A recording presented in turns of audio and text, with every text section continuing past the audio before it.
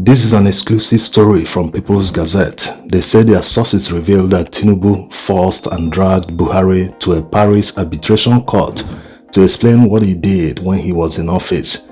Although the federal government has denied this, but let's see the story first. People's Gazette said their sources revealed that Lateef Fagbemi, the Attorney General, flew into Daura, Katsina State to make it clear to Buhari that he must attend the arbitration court in Paris to testify.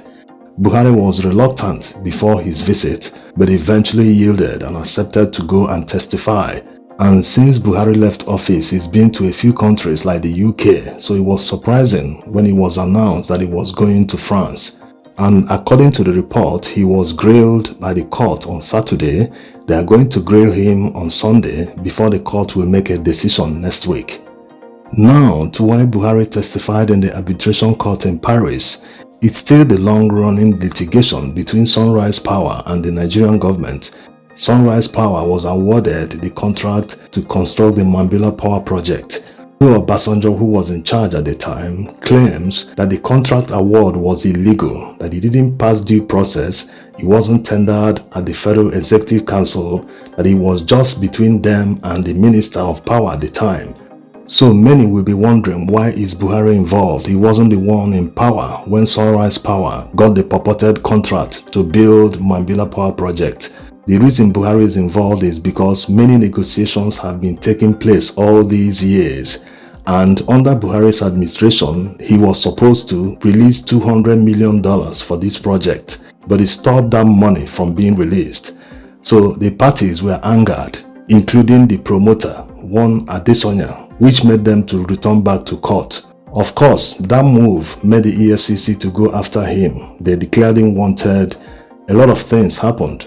So it is expected that Buhari will tell the court why he refused to release $200 million to Sunrise Power and other parties. And it seems this money was meant as a settlement for the case. All their claims, all they are claiming to have lost in time, investment, money, everything, that if the government of Nigeria pays them $200 million, they will just go away.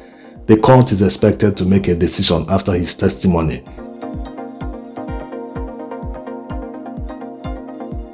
This is a grand scheme being run by Nigerians in collusion with foreigners. This is the result of not having patriotic individuals in power. These types can sabotage and betray the country just for their selfish interests. They don't care about national interest. All the claims this consortium are making, they must direct it to the rogue minister. According to Obasanjo, this project was never tabled at the Federal Executive Council. According to Nigerian law, all projects of this type, especially expensive as the Mambilla power project running into billions of dollars, must be approved by the Federal Executive Council. Even the president alone cannot approve such a project. It must be tabled at the Federal Executive Council. The council is made up of all the ministers, the entire cabinet, and after they approve it, they will send it to the National Assembly to debate on it and approve the project before it can be executed and become a legal document. So the contract didn't pass through all these processes, and the rogue minister even went as far as forging documents to make it look real. So they should lay their claims on the minister, not the Nigerian government, because according to Nigerian law, this contract doesn't exist. It's not recognized by the Nigerian government. So the court should do the needful and send these people away for good.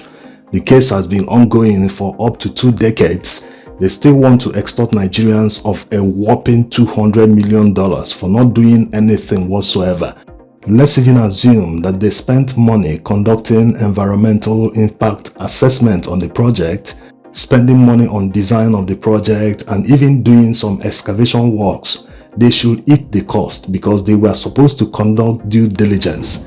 A massive project like the Mambilla Power Project, at the last count they said it will cost about $5 billion to build.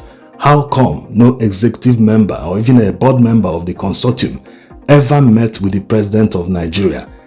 A project of this magnitude, one person from the company must have at least sat with the president of Nigeria and maybe signed a memorandum of understanding with the president standing behind and the representative of the two parties sitting down to sign at least one document showing that they are actually interested in awarding the project to the company.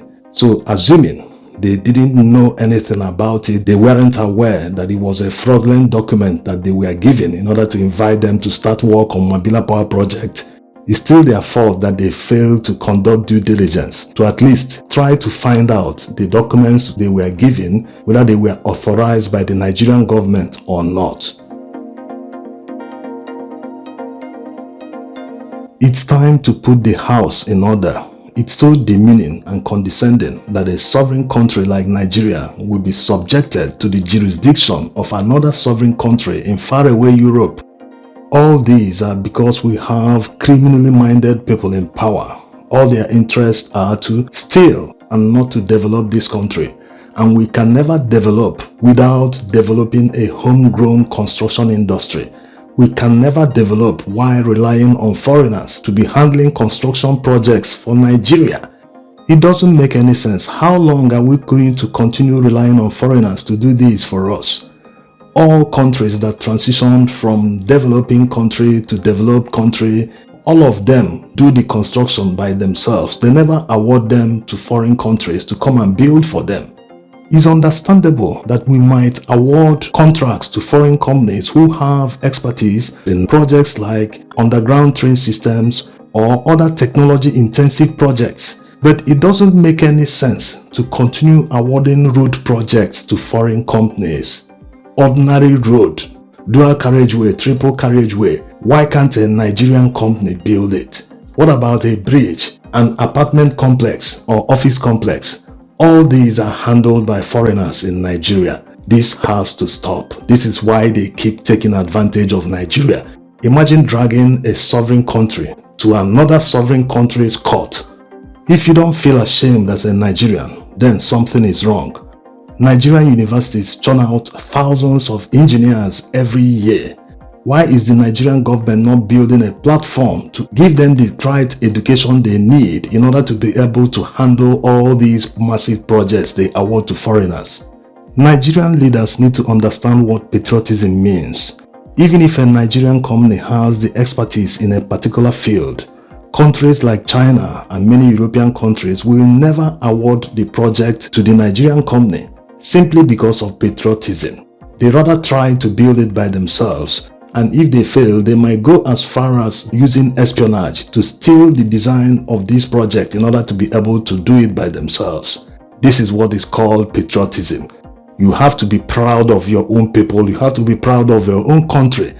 In 2025, you cannot be awarding road projects and bridges to foreign companies, even if they are employing Nigerians. No, there should be a homegrown solution. A Nigerian specialist might not be able to get all the permits he needs to float a construction company in a foreign country. Even if he succeeds, he may never get a contract from the government. So why do we do this to ourselves? After more than 60 years of independence, we still rely on foreigners to build sensitive projects for us in Nigeria. Foreigners construct airports for Nigeria. They construct many sensitive projects, government buildings. Even Aso Rock was constructed by a foreign company. State governments are not left out of this. They need to start awarding all their projects to Nigerian-owned companies. They can even set up construction companies and invite the public to take up shares in the company. The regions did it in the First Republic. Eastern region had NCFC at the time. So they need to start engaging Nigerian professionals in all projects they plan to build. All projects must have time limits. If a contractor fails to deliver under that time, he's supposed to pay a fine. This is what happens in many foreign countries.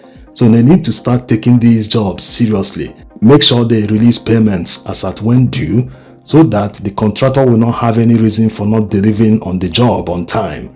And don't talk about Nigerian professionals not knowing the job. No, it is the job of the government to make sure that they receive the kind of training they need in order to become world-class professionals in their fields. Fresh graduates can be sent abroad to acquire more knowledge to contribute to the development of the construction industry in Nigeria.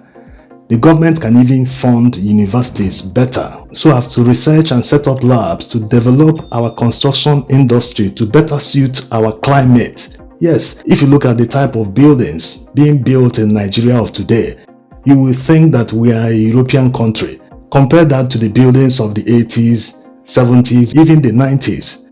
So the government needs to change course. They need to start looking inwards, not outwards. Yes, most of these countries give Nigeria loans. So because of that, they get that favor. Nigerian government awards them contracts. No, it has to stop.